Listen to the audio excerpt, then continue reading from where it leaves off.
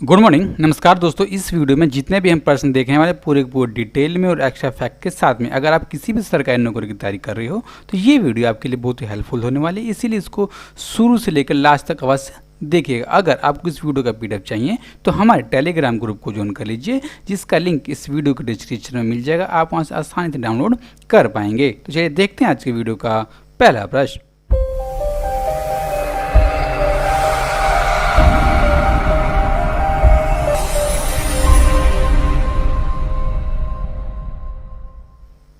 हरियाणा मंत्रिमंडल ने निजी क्षेत्र की नौकरियों में राज्य के युवकों को कितने प्रतिशत आरक्षण दिए जाने संबंधी अध्यादेश लाने के प्रस्ताव को मंजूरी दे दी है। तो मंजूरी दे दी गई ऑप्शन नंबर बी यानी कि 75% आरक्षण संबंधी अध्यादेश को मंजूरी दी। अब देखिए मंजूरी दी किसने है, तो हरियाणा के परिणाम के मुख्यमंत्री मनोहर लाल खट्टर, उनकी अध्यक्षता में दोस्तों उनकी मंत्रिमंडल ने इस प्रस्ताव को मंजूरी दे दी। अब देखिए इसका मतलब क्या है कि अगर कोई भी प्राइवेट कंपनी है तो उसमें जो भी वर्कर होंगे 75% वो नागरिक होंगे हरियाणा राज्य के, और दोस्तों जो 25% जो भी व्यक्ति होंगे वर्कर होंगे वो किसी और राज्य से भी हो सकते हैं। ठीक है, अब देखिए इसमें कितने वर्करों को लाभ पहुंच सकता है, तो राज्य के करीब 2.5 लाख जो वर्कर है उनको लाभ पहुंच सकता है इस अध्यादेश के अनुसार।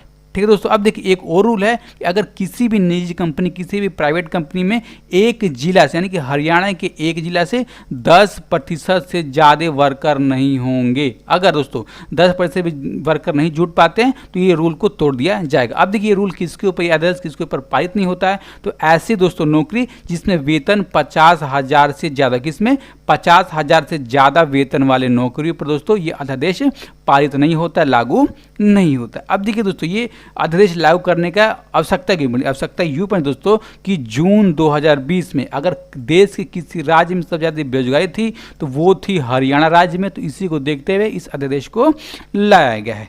ठीक है दोस्तों, अब देखिए बेरोजगारी थी कितनी, तो 33.6% की बेरोजगारी थी हरियाणा राज्य में। ओके दोस्तों, अब हम देखेंगे किसके बारे में, तो हरियाणा के बारे में, जो परीक्षा दृष्टिकोण से बहुत ही इंपॉर्टेंट तथ्य हैं। जो दोस्तों जो हरियाणा है इसकी राजधानी क्या है, तो इसकी राजधानी है चंडीगढ़, और पंजाब की राजधानी भी है चंडीगढ़। ओके, तथा इसके परिणाम के मुख्यमंत्री हैं मनोहर लाल खट्टर, गवर्नर हैं सत्यदेव नारायण आर्य, और इसकी दोस्तों पार्लियामेंट सीटें हैं राज्यसभा की 5 और लोकसभा की 10। अब दोस्तों ये राज्य कब बना था, तो 1 नवंबर 1966 को राज्य बना था। किससे अलग होकर दोस्तों, तो पंजाब राज्य से अलग होकर ये राज्य बनने का काम किया था। और दोस्तों जो हरियाणा है ये भाषा के आधार पर बना हुआ राज्य है। ओके, अब देखिए इसका राजकीय जानवर क्या है, तो काला हिरन।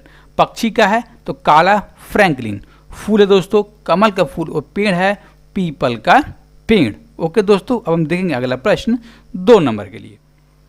किस राज्य सरकार ने document scanning app self scan को लॉन्च किया है, तो इसको लॉन्च किया गया ऑप्शन नंबर सी यानी कि पश्चिम बंगाल सरकार की तरफ से। दोस्तों अब देखिए इसको उद्घाटन किसने किया, तो इसका उद्घाटन किया वेस्ट बंगाल की परिणाम की मुख्यमंत्री हैं ममता बनर्जी, उन्होंने इसका उद्घाटन करने का काम किया। अब देखिए दोस्तों जो सेल्फ स्कैन ऐप है, इसके नाम से आप समझ पा रहे होंगे कि दोस्तों जो डॉक्यूमेंट होता है ये स्कैन करने का काम करता है। और दोस्तों आमतौर पर हम फोटो में हो गया और PDF में हो गया, आसानी से दोस्तों हम इसमें बना सकते हैं। अब देखिए इससे पहले हम कौन से डॉक्यूमेंट का कौन सा एप्लीकेशन का उपयोग किया करते थे, तो आपको याद होगा दोस्तों कैम स्कैनर नाम का एक एप्लीकेशन था, उसका उपयोग करते थे। लेकिन ये चाइनीज होने के कारण जो हमारे भारत सरकार ने 15 चाइनीज ऐपों को बैन किया, उसमें इसको भी बैन कर दिया था दोस्तों, और उसी के जगह पे इसको लॉन्च किया गया। अब मैं इसको दोस्तों पर्सनली भी यूज़ करता हूँ, बहुत अच्छा ऐप है इसमें। अब देखिए दोस्तों इसके अंडर में कोई सा भी ऐड नहीं आता, कोई सा भी प्रचार नहीं आता जिससे आप दोस्तों परेशान होंगे। और इसी के साथ दोस्तों इसमें कोई भी रजिस्ट्रेशन कराने की जरूरत नहीं इसको यूज़ करने के लिए। ठीक है दोस्तों, पूरा का पूरा फ्री ऐप है। अब देखिए इसको बनाया किसने, इसको विकसित किसने किया है, तो पश्चिम बंगाल राज्य के सूचना प्रौद्योगिकी विभाग ने इसको बनाने का काम किया है दोस्तों। ठीक है, अब हम जानेंगे अगला प्रश्न 3 नंबर के लिए।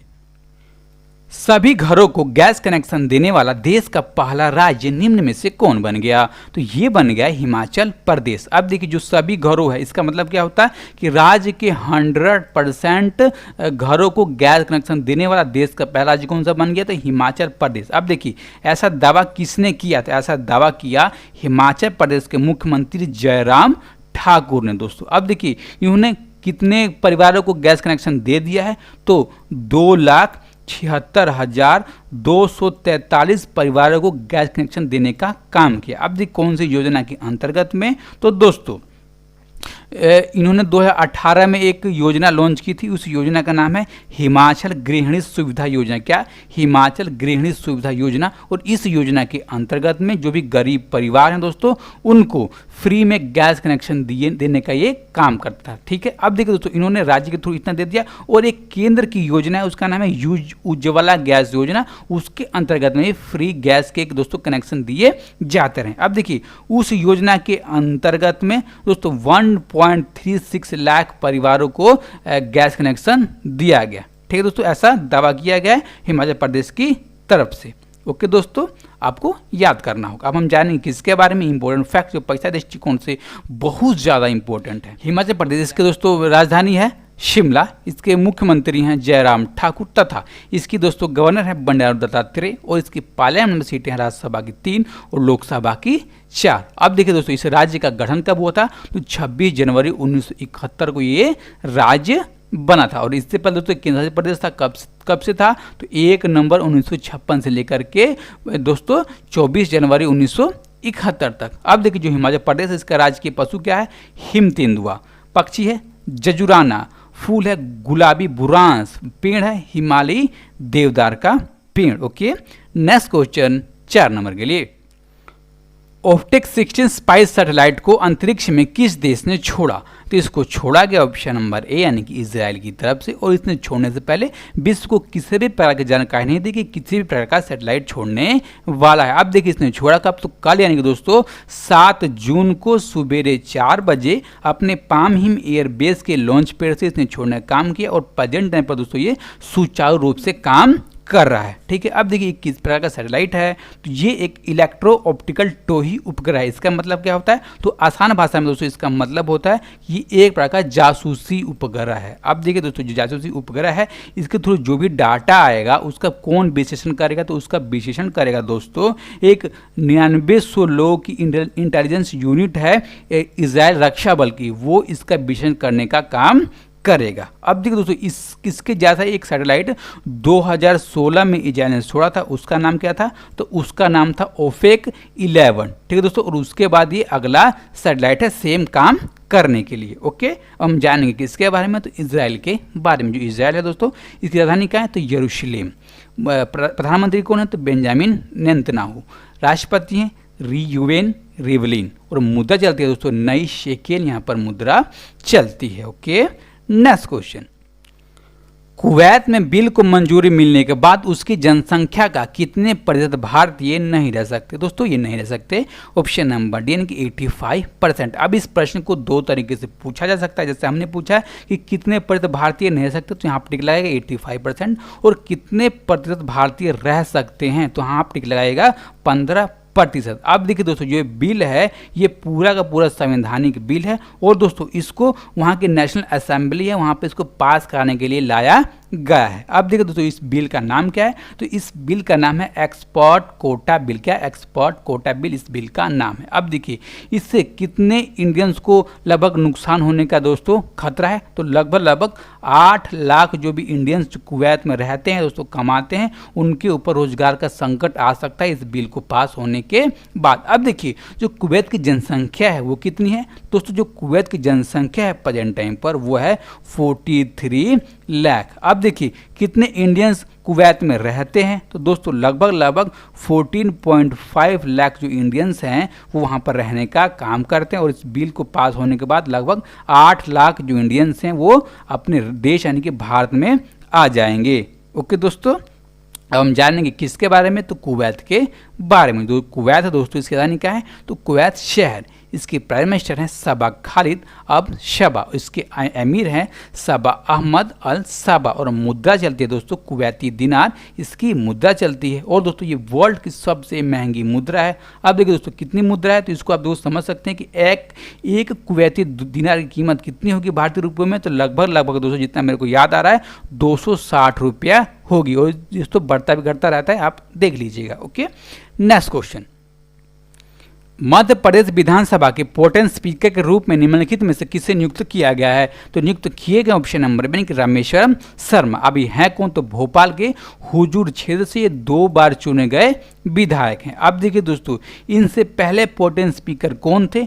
तो जगदीश देवड़ा इनसे पहले प्रोटेम स्पीकर थे। और दोस्तों जो नई कैबिनेट का विस्तार हुआ है 2 जुलाई को, उसमें जगदीश देवड़ा ने इस्तीफा देने का काम किया है, तब रामेश्वरम शर्मा को नए प्रोटेम स्पीकर बना दिया गया दोस्तों। अब देखिए जो प्रोटेम स्पीकर होता है उसका मेन काम क्या होता है? तो जो नए सदस्य चुने जाते हैं उनको शपथ दिलाना, तथा जो कैबिनेट का दोस्तों जो विधानसभा का अध्यक्ष होता है उसका चुनाव कराना इनका मेन काम होता है। अब देखिए ये चुना किसको जाता है? तो अधिक से अधिक बार जो विधायक चुनकर आया है दोस्तों विधानसभा में, उसको प्रोटेम स्पीकर का पद दिया जाता है। ओके, हम जानेंगे इसके बारे में। तो मध्य प्रदेश के बारे में, जो मध्य प्रदेश है इसकी राजधानी कहाँ है? तो भोपाल है इसकी राजधानी। इसके बढ़ने को चीफ मिनिस्टर शिवराज सिंह चौहान, इसके गवर्नर हैं लालजीदास टंडन, तथा इसके पार्लियामेंट सीटें हैं राज्यसभा की 12 और लोकसभा की 29। ओके, अब देखिए राज्य बना था 26 जनवरी 1950 को, और ये मध्य प्रदेश हाई कोर्ट के अंडर में आता है। और इसके बढ़ने को चीफ जस्टिस हैं अजय कुमार मित्तल, तथा मध्य प्रदेश का राजकीय डांस क्या है? मार्च, जानवर बाल सिंघा, पक्षी भारतीय फ्लाई क्राफ्टर, फूल सफेद लिली का फूल, और फल क्या है? आम का पेड़ फल। ओके दोस्तों, नेक्स्ट क्वेश्चन 7 नंबर के लिए।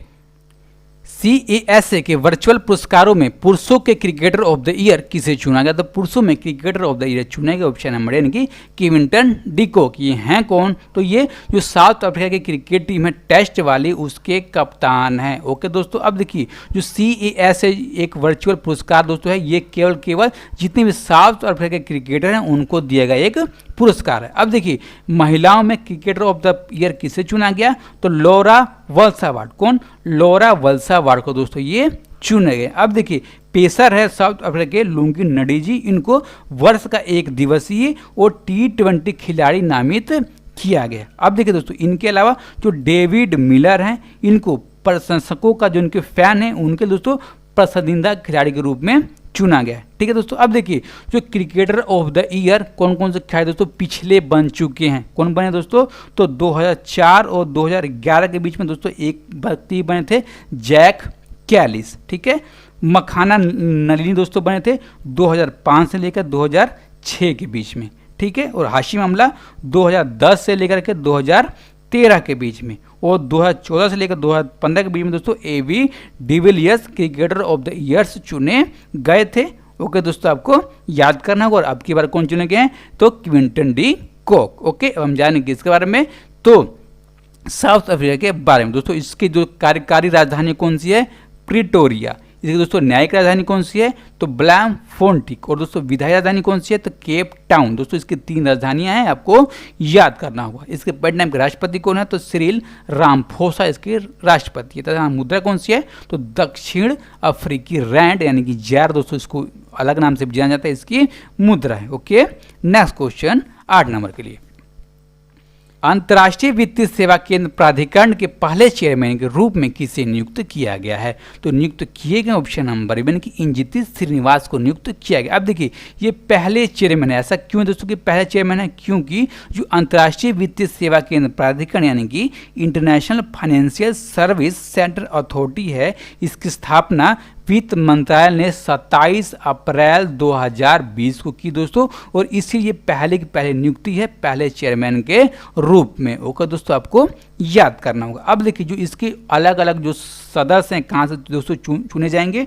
तो वो चुने जाएंगे RBI से, ठीक है, IRDAI से, सेबी से, और दोस्तों PFRDA से दोस्तों ये चुने जाएंगे। इसके जो अलग अलग सदस्य हैं, और जो दोस्तों जो केंद्र सरकार है उसके 2 सदस्य होंगे, पूर्णकालिक और अंशकालिक भी हो सकते हैं, यानी कि दोस्तों पूरे कार्यकाल के लिए और कुछ दिनों के लिए भी चुने जा सकते हैं अंतर्राष्ट्रीय वित्तीय सेवा केंद्र प्राधिकरण के अंदर में। दोस्तों आपको याद करना, और पहले चेयरमैन है Injeti Srinivas. Okay, next question 9 number के लिए। हाल ही में किस भारतीय लेखक को ग्रेट इमिग्रेंट्स 2020 का अवार्ड प्रदान किया गया? दोस्तों ये लेखक हैं ऑप्शन नंबर यानी कि सिद्धार्थ मुखर्जी को ये अवार्ड दिया गया। अब देखिए इनके अलावा एक और व्यक्ति है, उनका नाम है राज चेट्टी, उनको इस अवार्ड से दोस्तों नवाजा गया। अब देखिए जो सिद्धार्थ मुखर्जी हैं ये हैं कौन दोस्तों? ये पुलित्जर पुरस्कार विजेता लेखक और एक कैंसर के विशेषज्ञ हैं दोस्तों। अब देखिए जो राज चेट्टी ये हैं कौन? तो ये दोस्तों एक बहुत ही विख्यात एक अर्थशास्त्री हैं। ओके, अब देखिए जो सिद्धार्थ मुखर्जी इनका जन्म कहाँ हुआ? तो इनका जन्म हुआ है नई दिल्ली में। और दोस्तों ये जीव विज्ञान से जुड़े हुए यानी कि बायोलॉजी से ये जुड़े हुए हैं और ये 2009 से लेकर दोस्तों अभी तक ये कोलंबिया विश्वविद्यालय में पढ़ाने का काम कर रहे हैं दोस्तों। किस विषय में? तो औषधि के सहायक प्रोफेसर के रूप में दोस्तों ये काम करें। और दोस्तों इनको भारत सरकार की तरफ से सर्वोच्च नागरिक सम्मान कौन सा? तो पद्म श्री दोस्तों इनको 2014 में दिया गया था। सिद्धार्थ मुखर्जी को आपको याद करना होगा। अब देखिए जो ग्रेट इमिग्रेंट्स नाम का जो पुरस्कार है कहाँ का पुरस्कार है? तो ये है दोस्तों अमेरिका का पुरस्कार। अब देखिए दोस्तों ये किन व्यक्तियों को दिया जाता है? तो ऐसे व्यक्ति जो अमेरिका के नागरिक हों लेकिन किसी और देश के दोस्तों रहने वाले, किसी और देश से संबंधित हों, ठीक है, यानी कि दोस्तों वो माइग्रेंट होने चाहिए। ओके, आपको दोस्तों इतना याद करना होगा। अब हम देखेंगे अगला 10 नंबर के लिए प्रश्न। भारत के 66वें ग्रैंडमास्टर शतरंज खिलाड़ी कौन बन गए? तो ये बन गए ऑप्शन नंबर ए में देख रहे हैं जी आकाश, भारत के 66वें ग्रैंडमास्टर बन गए दोस्तों। उनकी प्रेजेंट टाइम पर एज है 23 ईयर्स और ये रहने वाले हैं चेन्नई के। अब देखिए दोस्तों इन्होंने कितने रेटिंग के साथ ये 66वें ग्रैंडमास्टर बने? तो 2495 रेटिंग के साथ बने दोस्तों। ठीक है, अब देखिए इन्होंने अन्ना विश्वविद्यालय से इंजीनियरिंग के क्षेत्र में ग्रेजुएशन करने का काम किया है तथा दोस्तों इन्होंने ट्रेनिंग कहाँ ली? तो ट्रेनिंग ली भारत के पूर्व चैंपियन रह चुके हैं, ग्रैंड मास्टर रह चुके हैं विश्वेश्वरन, उनसे दोस्तों उन्होंने ट्रेनिंग लेने का काम किया, प्रशिक्षित होने का काम किया दोस्तों। और उन्होंने दोस्तों 66वें ग्रैंड मास्टर बनने के लिए 5 विश्व स्तर के 5 टूर्नामेंट में भाग लिया, तब दोस्तों ये 66वें ग्रैंड मास्टर बन गए हैं। ओके दोस्तों, अब हम जानेंगे क्या जानेंगे? तो जो हमने कल की वीडियो में प्रश्न पूछा था, क्या पूछा था कि विश्व दुग्ध दिवस निम्न में से किस दिन मनाया जाता है? दोस्तों ये माना जाता है ऑप्शन नंबर बी यानी कि 1 जून को। इस प्रश्न का सही जवाब दिया है विजय कुमार, कुणाल कुमार सिंह, मयूरी भारद्वाज और अमित मलिक। ओके, अब हम जानेंगे आज का प्रश्न क्या है दोस्तों। आज का प्रश्न है तेलंगाना ने 2 जून को अपना कौन सा वर्षगांठ मनाया है? ठीक है दोस्तों, और इस राज्य की स्थापना कब हुई थी ये भी आप बताइएगा। और जितने भी आपको इस तरह से जुड़े हुए, इस प्रश्न से जुड़े हुए तथ्य मालूम होगा दोस्तों, वो सारा का सारा कमेंट बॉक्स में लिख दीजिएगा। ठीक है, और जो भी दोस्त इस चैनल पर नए हों, चैनल को दोस्तों अभी सब्सक्राइब कर दें, वीडियो को लाइक कर दें और आगे अगर कोई सी भी राय है उसको देने का काम करें दोस्तों। ठीक है, और इस वीडियो को ज़्यादा ज़्यादा लोगों तक पहुँचाएँ, शेयर करें। कैसे करना है? जितने भी आपके स्टडी डॉक्टर ग्रुप हैं, जितने भी आपके सोशल मीडिया के दोस्तों चैनल है, वहाँ पे इसको शेयर करें। ओके, अपना ख्याल रखिए। धन्यवाद, नमस्कार।